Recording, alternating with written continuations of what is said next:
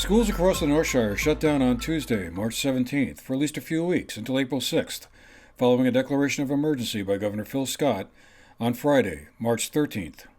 The directive will last until April 6th, but could be extended for a longer period. It applies to both public and private schools. Local schools are making plans to continue education and learning online and remotely, as well as making plans to deliver and distribute food to those who need it.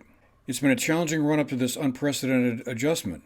We spoke with three area educational leaders: Mark Tashian, the headmaster of Burn Academy, William Basic, the superintendent of the Battenkill Valley Supervisory Union, and Jacqueline Wilson of the Bennington-Rutland Supervisory Union about what their plans were to navigate through the COVID-19 crisis. So we're shutting down our on-campus operations effective at the end of the day tomorrow. And that's per the governor's order.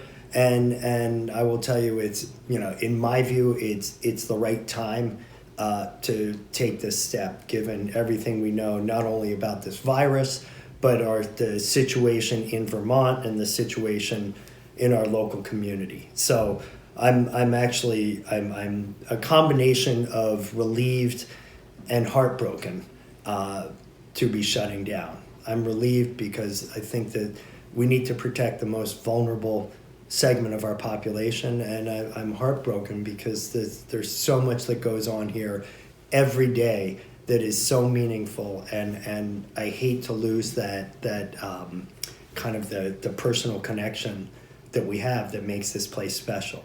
In the meantime, we've been preparing for this for really the last couple of weeks. We're prepared with online continuation of education. We're thinking about climate and culture and how we preserve this sense of connectedness within our community. So we don't want to just say, here are your academics and do your reading and do your homework. We also want to continue the sense of community that really binds us together. And we're ready, and we will be ready. We're already an iPad school. So kids have electronic communications. Not every kid has access to internet at home, and we're taking those surveys to understand where we stand with that. Most do, but not everybody does. And, it's not going to be perfect. I mean, we're not an online school. We don't pretend to be an online school. But we think that we can continue with the momentum we already have for the semester and bridge the gap that we're talking about to April 6th. Now, if this extends beyond that, we're prepared to extend beyond that. What does that look like at this point? I don't know. We're going to take it as it comes. But we're in the face of a national or global emergency, and I think everyone understands that we're all adjusting in the best way possible. Yeah, we've been expecting a school dismissal, they're calling it. So the school dismissal essentially means that staff still can work and will work, but the students do not come in. So given that, the other two large directives was one, to create continual learning plans for students, given that we're looking at April 6th at the very earliest coming back. That was the main directive we're working on. And the second one, which we'll get into a little bit, is the food delivery system that needs to occur too. Those are the two main takeaways we've been working on this week. So luckily we're a smaller supervisory union than most, which in this case works to our advantage. Our teachers were quickly able to put together learning. We're doing a mix of online learning and traditional, we call it old-fashioned learning now, old-fashioned learning of sending home books and pencils and worksheets and so on and so forth for those children who may not have access to the internet. But I'm going to have to be real clear. This is a temporary situation. So what we're sending out right now is not going to be this high level of distance learning. I don't think anybody in the state can be expected in 2 days to create this, network that's going to be equivalent to coming in school. So the best case scenario is we send home work for the next 3 weeks till April 6th. If that is that we're all coming back to school on April 6th, we're perfect. We're all set. We'll be able to educate the kids as is. However, if we get a directive that's going to be extended longer, we're going to have to get much more in depth with our online learning and our distance learning. So what parents are going to see at home for the next 3 weeks would be more along the lines of if their child was sick and work was being sent home, that was a continuation of class.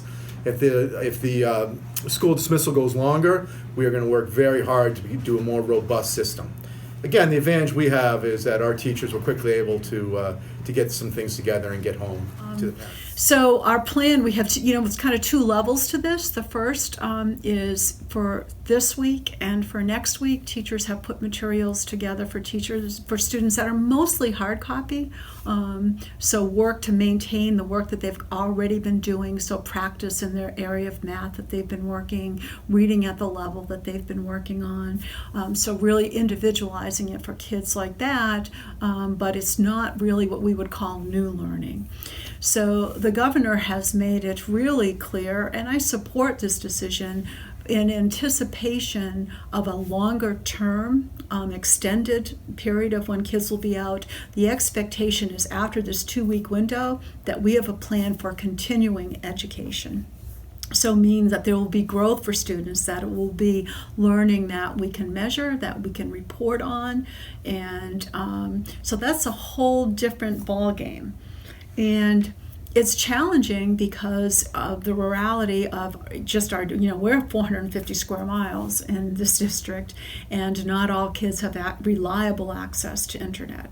So we're doing a few things right now. We sent a survey out yesterday to parents. We're really trying to determine who has what, where are our challenges, what kids don't have any access at all. So we'll know if we can maybe remedy that for the family. If not, what are our plans going to be to address those needs for that kid.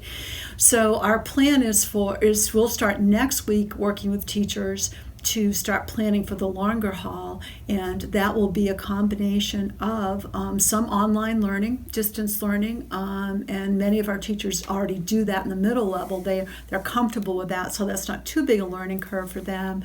But for elementary teachers, a lot of them, it is going to be a steep learning curve. We haven't done that, so we're kind of trying to work on that training and support. I've got so many people working behind the scenes.